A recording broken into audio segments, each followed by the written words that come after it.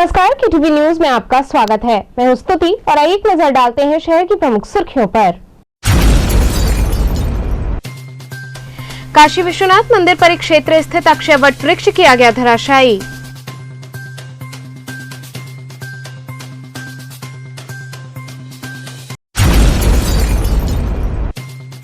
वाराणसी व्यापार मंडल व tourism association ने एक सप्ताह की बंदी का किया ऐलान।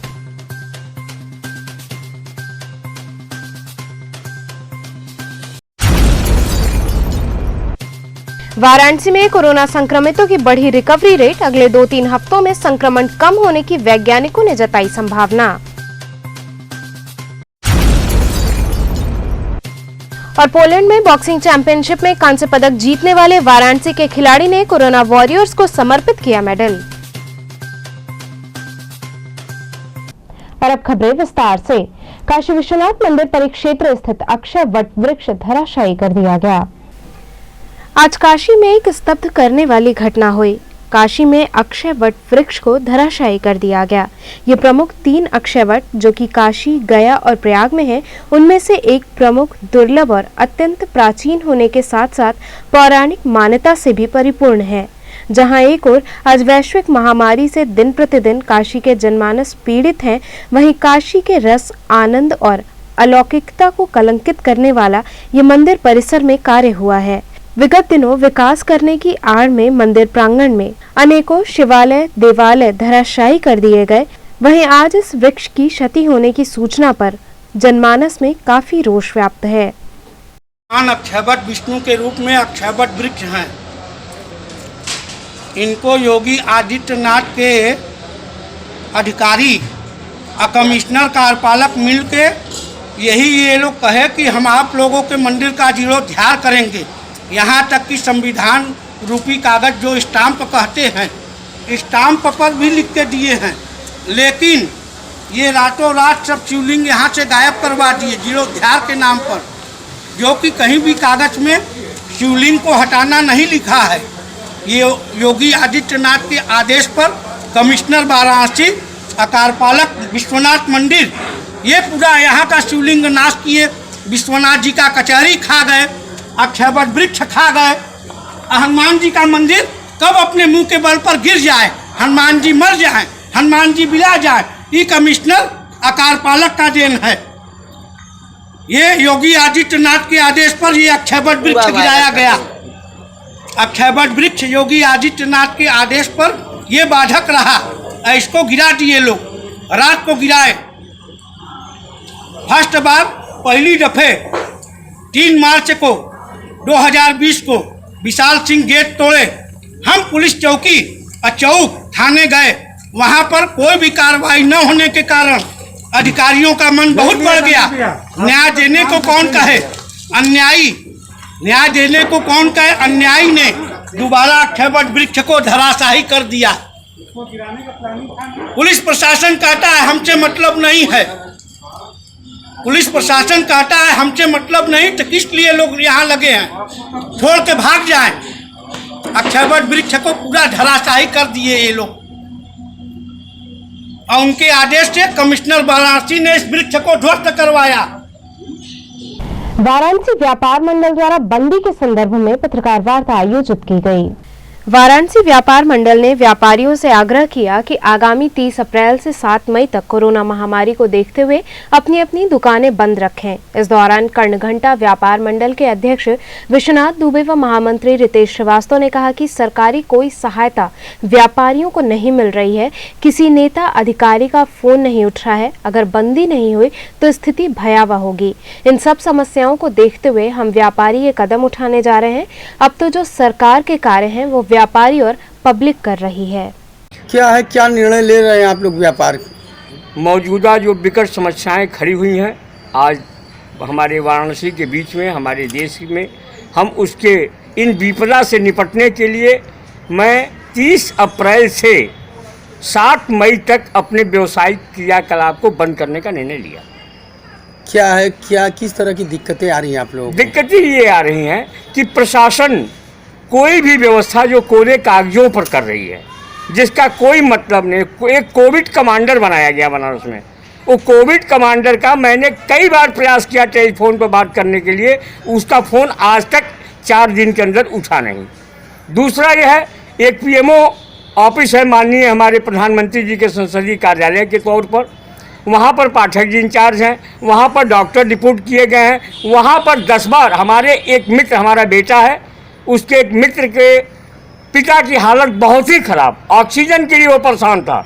मैंने प्रयास किया, कई बार फ़ोन किया, लेकिन कोई फ़ोन नहीं उठाया। यहाँ के मंत्री और विधायक सारे के सारे कान में तेल डाल के सो गए हैं, केवल कागजों पर ही। अभी कल मैं देखा कि नीलकंठ तिवारी जी दवाओं का पैकेट की बात कर रहे हैं कि दवा बांटी जाएगी। वो दवा कहाँ बांटी जा रही है, क्या हो रही है, इसकी आम जनता को कोई जानकारी नहीं। रितेश जी, किस तरह की बंदी आप लोग करने जा रहे हैं? ये बंदी हम लोग ये बंदी नहीं करने जा रहे हैं, हम लोग स्वयं से लॉकडाउन करने जा रहे हैं, क्योंकि शासन और प्रशासन से हम लोगों को अभी तक अपेक्षा थी और किसी भी व्यापारी की किसी भी अपेक्षा पर शासन प्रशासन खरा नहीं उतरा है। अंततोगत्वा हम लोगों को मजबूर होकर के खुद से अपने संस्थाओं को, अपने स्थानों को, प्रतिष्ठानों को लॉकडाउन करना पड़ रहा है, क्योंकि ये कार्य शासन को करना चाहिए था, प्रशासन को करना चाहिए था, लेकिन आज तक हम लोग इंतजार करते रह गए। ऐसा कोई भी आदेश हम लोगों को प्राप्त नहीं हुआ। शहर की जो स्थिति है वो किसी से छुपी नहीं है, सबके सामने है, आप सभी लोग देख रहे हैं। लाइन लगी हुई है, घाटों पर लाइन लगी हुई है, अस्पतालों में हर जगह दुर्व्यवस्था फैली हुई है, दुर्व्यवस्थाओं का अंबार लगा हुआ है, किसी तरह की कोई सुनवाई कहीं पर भी नहीं है। कुछ दिन बाद बस शासन प्रशासन इस चीज़ का इंतजार कर रहा है। लोग सड़कों पर गिरते हुए नजर आएंगे, सड़कों पर लाशों की जब लाइन लगनी शुरू होगी तब लग रहा है ये प्रशासन चेतेगा। तो सारा व्यापार मंडल आपके साथ है? जी हाँ, वाराणसी व्यापार मंडल के अंतर्गत हम लोगों का ये करघंटा व्यापार मंडल आता है। वाराणसी व्यापार मंडल की तरफ से ये घोषणा की गई है कि सभी व्यापारी अपने अपने प्रतिष्ठानों को 30 अप्रैल से लेकर के 7 मई तक बंद रखेंगे, जिसका हम लोग पूर्णतः समर्थन करते हैं। कोई ऐसा भी व्यापारी है जो आपका समर्थन नहीं कर रहा है? वाराणसी के जितने भी व्यापार मंडल हैं, जिनकी भी अभी कल केंद्रीय सभी व्यापार मंडलों की बैठक हुई थी, संयुक्त बैठक हुई थी, जिसमें ये निर्णय लिया गया है और सभी लोग बंदी का एक मत होकर के सभी लोग पूरा समर्थन करते हैं। वाराणसी में कोरोना संक्रमितों की रिकवरी रेट बढ़ी। बीएचयू वैज्ञानिकों ने उम्मीद जताई है कि अगले 2-3 हफ्तों में संक्रमण दर कम हो जाएगा। कोरोना महामारी के बीच चारों ओर से मिलने वाली बुरी खबरों के बीच एक अच्छी खबर वाराणसी के लिए ये आ रही है कि कोरोना की रफ्तार अगले 2-3 हफ्तों में कम हो जाएगी। ऐसा कोई और नहीं बल्कि बीएचयू के जंतु विज्ञान विभाग के वैज्ञानिक दावा कर रहे हैं। इसके अलावा ये भी बताया गया कि बीते दिनों की तुलना में वाराणसी में मरीजों की रिकवरी रेट 20% से बढ़कर 80% हो चुकी है। जंतु विज्ञान के प्रोफेसर ज्ञानेश्वर चौबे ने बताया कि अगर बनारस में कोविड स्थिति देखी जाए तो 2-3 चीजें काफी हद तक साफ हैं कि जो रिकवरी रेट 15 अप्रैल को 20% के आसपास था, वो पिछले 4-5 दिनों में 80% तक चला गया है।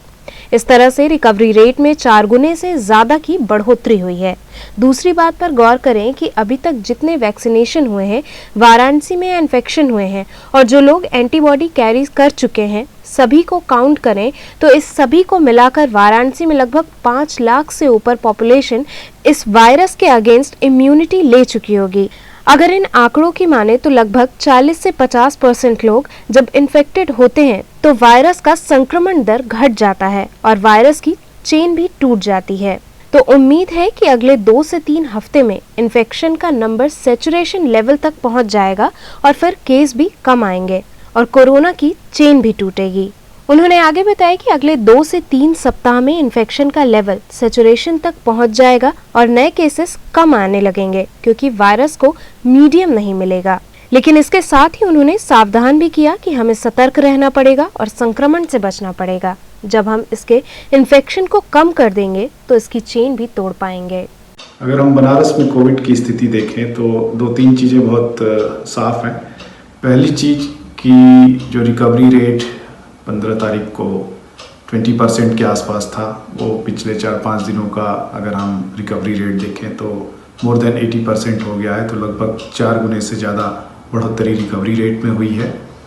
दूसरी चीज़ कि अगर हम टोटल इन्फेक्शंस को, जितने वैक्सीनेशन लगे हुए हैं और उसके अलावा जो लोग ऑलरेडी एंटीबॉडीज़ कैरी करते हैं, सबको हम काउंट करें तो कुल मिलाकर के अभी बनारस में लगभग जो है वो 5 लाख के ऊपर पॉपुलेशन जो है वो ऑलरेडी इस वायरस के अगेंस्ट इम्यूनिटी ले चुकी होगी।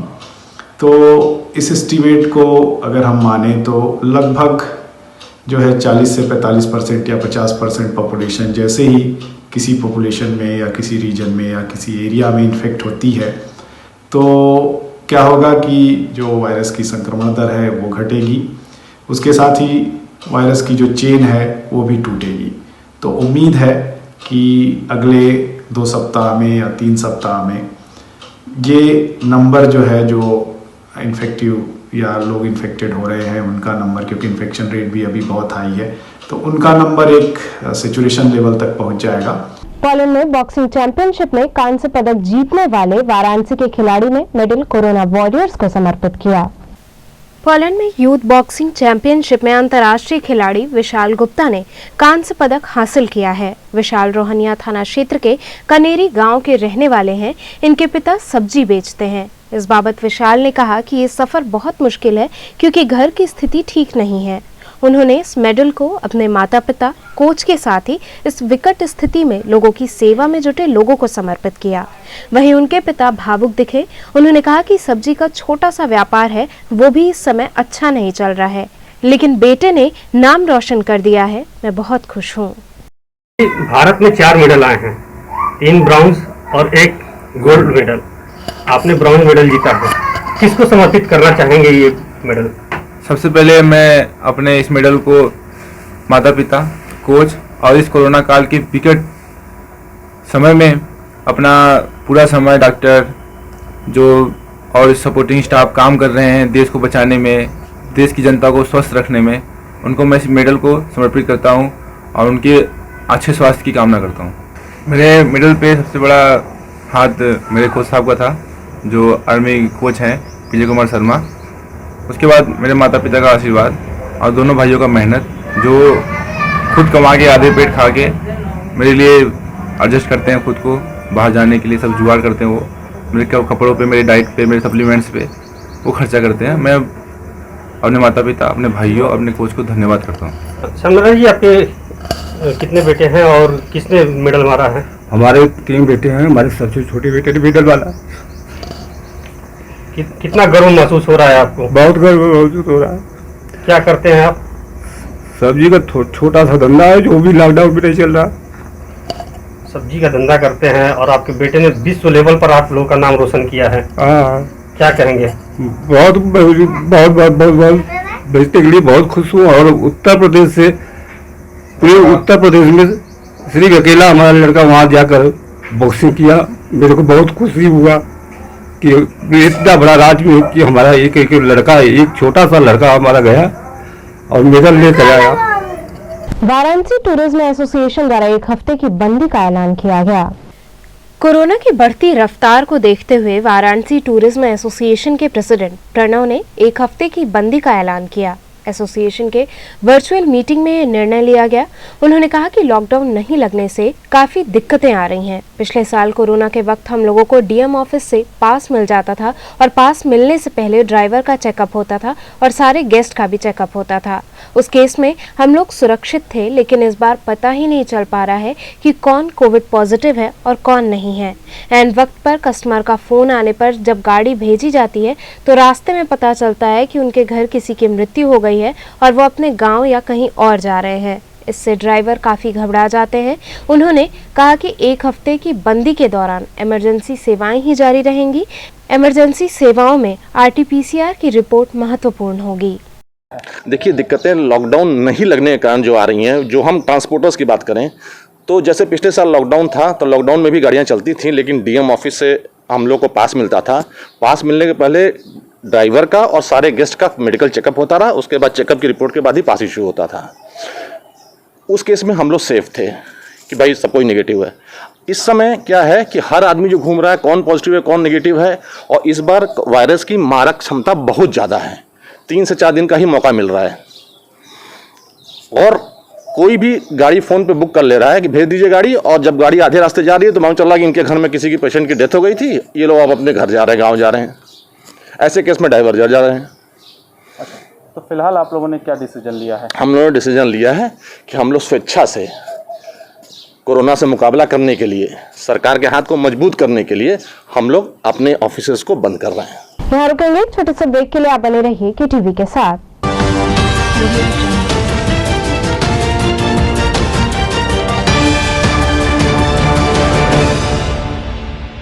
खबरों से जुड़े रहने के लिए हमारे चैनल KTV वाराणसी को सब्सक्राइब करें और लेटेस्ट अपडेट्स के लिए बेल आइकन को प्रेस करें।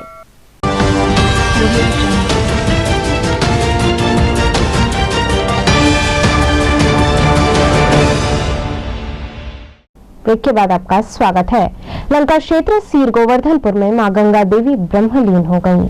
लंका क्षेत्र स्थित सीर गोवर्धनपुर में स्वामी वितरागानंद सरस्वती महाराज की शिष्या मां गंगा देवी ब्रह्मलीन हो गईं। ब्रह्मलीन होने से पूर्व 2 घंटे पहले उन्होंने लोगों से कहा कि हमारी मृत्यु के बाद हमें गंगा जी में जल समाधि दिलवा दी जाए। आपको बता दें कि मां गंगा देवी 104 वर्ष की थी। ये रमना स्वामी वितरागानंद सरस्वती महाराज की कुटिया पर स्वामी जी की सेवा करती थी। स्वामी जी ने इन्हें सीर गोवर्धनपुर में स्थान देकर यहीं भजन पूजन के लिए बिठाया था। गंगा देवी के ब्रह्मलीन होने के खबर के बाद वहां भक्तों का तांता लगा रहा। हमारे गांव सीर गोवर्धनपुर में गंगा देवी के नाम से जाने जाने वाली स्वामी वितरागानंद जी महाराज की शिष्या थी। इनकी उम्र करीब 105-104 साल रहा होगा और उन्होंने इनको अपने अनुयायियों से उन्होंने मरने के पहले इन्हें कहा था कि जब भी मेरी मृत्यु हो या जब भी मैं अपना समाधि लूँ तो मेरी जो है शरीर को जल समाधि दी और इनको किसी तरह की कोई बीमारी नहीं थी। ये एकदम स्वस्थ, पूरी तरह से स्वस्थ थी और आज जो है उन्होंने 2 घंटा पहले अपने शरीर को अपने ही कुटिया में त्याग दिया, जिससे कि हमारे गांव के लोग काफ़ी दुखी हैं और उनके अंतिम समाधि में कोरोना के चलते प्रिकॉशन को लेते हुए मास्क कैप लगाए हुए उनके जल समाधि में शामिल होने की इच्छा जाहिर कर रहे हैं। कोरोना महामारी से मुक्ति हेतु पातालपुरी मठ में हनुमान जी का विशेष पूजन किया गया।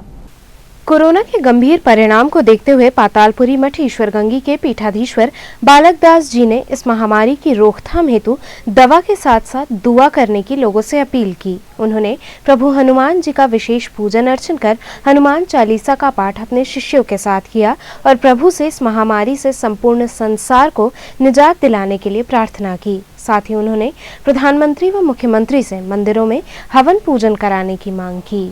गुरुजी, आज किस तरह का यहाँ भजन किया गया, बाबा से क्या प्रार्थना की गई?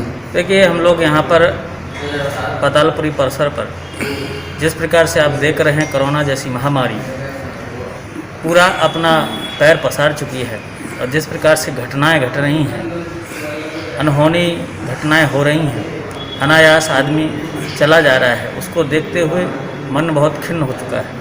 ऐसी स्थिति में भगवान भूत भावन भोलेनाथ की नगरी में जो भगवान शंकर के ही अवतार मारुति नंदन श्री हनुमंत लाल जी महाराज, जिनके लिए कहा भी गया है, संकट कटे मिटे सब पीरा, जो सुमरे हनुमत बल बीरा, नासे रोग हरै सब पीरा, जपत निरंतर हनुमत वीरा। तो रोग को निवारण करने के लिए श्री हनुमान जी महाराज हैं। इसलिए हम लोगों ने हनुमान चालीसा का अनवरत रोज पाठ कर रहे हैं कि हे हनुमान जी महाराज, अब आप इस महामारी से निजात दिलाएं, कृपा करें। जो अपराध बना हुआ है लोगों से अभी तक जिन्होंने गलती की हैं उन पर क्षमा करें बालक जान करके, और क्षमा करके इस महामारी जैसे कुरीति से दूर करें, महामारी जैसे रोग से दूर करें, ऐसी प्रार्थना की है। दी सेंट्रल बार एसोसिएशन के उपाध्यक्ष द्वारा गरीबों में मास्क वितरित किया गया। कचहरी अंबेडकर चौराहे के समक्ष गरीब असहाय लोगों को दी सेंट्रल बार एसोसिएशन के उपाध्यक्ष राजा आनंद ज्योति सिंह के द्वारा मास्क का वितरण किया गया। ज्योति सिंह ने कहा कि इस समय गरीब और असहाय लोगों के बीच शासन और प्रशासन को जरूर से मास्क और सैनिटाइजर देना चाहिए। इस संकट की स्थिति में उनके पास खाने को नहीं है तो वो मास्क कहां से खरीदेंगे, इसलिए सरकार उन्हें मास्क और सैनिटाइजर देने के साथ ही इनके भोजन की भी व्यवस्था करे। मैं अभी यहाँ से गुजर रहा था तो यहाँ पर स्टेट बैंक के सामने कुछ जो कि गरीब टाइप के व्यक्ति थे, जो कि बिना मास्क के लेटे हुए थे और बैठे हुए थे। यहाँ गैदरिंग का माहौल है लेकिन मास्क इन लोगों के पास अवेलेबल नहीं था। मास्क नहीं है, चूँकि शासन प्रशासन को ये चाहिए कि ऐसे जगहों पर मास्क जरूर वितरण कराएं, सैनिटाइजर का वितरण कराएं, न हो सके जहाँ तक संभव हो सके राशन की व्यवस्था कराएं, क्योंकि ऐसे लोग कहाँ जाएंगे खाने के लिए, कहाँ से मास्क पाएंगे? जिनका रोज़ मजदूरी करके पेट भरता है वो मजदूरी कर नहीं पा रहे इस समय फ़िलहाल, चूँकि माहौल इतना कठिन हो चुका है, चूँकि इतना ज़्यादा महामारी फैल चुकी है, लगातार मौतें हो रही हैं, जिसको देखते हुए इन लोगों के पास न काम बचा हुआ है न कुछ बचा हुआ है। मास्क लगाने के पैसे नहीं है, खाने की तो बात दूर की है। तो शासन प्रशासन से अपील है कि इनको खाने पीने का व्यवस्था कराया जाए और मास्क सैनिटाइजर की व्यवस्था आज तो हमने कर दी, कल ये फिर उसी तरह घूमेंगे और महामारी को ये बढ़ावा देने का काम करेंगे। बीएचयू के एम्फी थिएटर मैदान में बन रहे अस्थायी अस्पताल का निर्माण कार्य जोरों शोरों से चल रहा है। कोविड की बढ़ती रफ्तार को देखते हुए बीएचयू के एम्फी थिएटर ग्राउंड में अस्थायी अस्पताल बनाने का कार्य तेजी पर है। 1000 बेड के इस अस्थायी अस्पताल के निर्माण का कार्य दिन रात चल रहा है। अभी यहाँ ऑक्सीजन पाइप लगाने का कार्य हो रहा है। तो चलते चलते पुनः एक नजर डालते हैं शहर की प्रमुख सुर्खियों पर। काशी विश्वनाथ मंदिर परिक्षेत्र स्थित अक्षय वट वृक्ष किया गया धराशायी।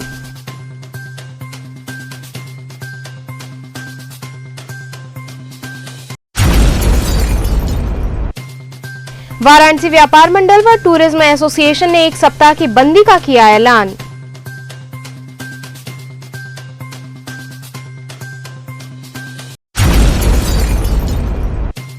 वाराणसी में कोरोना संक्रमितों की बढ़ी रिकवरी रेट, अगले 2-3 हफ्तों में संक्रमण कम होने की वैज्ञानिकों ने जताई संभावना।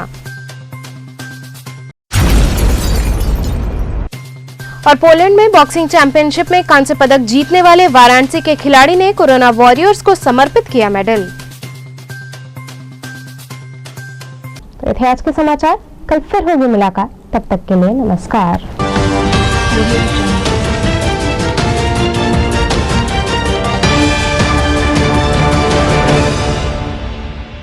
खबरों से जुड़े रहने के लिए हमारे चैनल KTV वाराणसी को सब्सक्राइब करें और लेटेस्ट अपडेट्स के लिए बेल आइकन को प्रेस करें।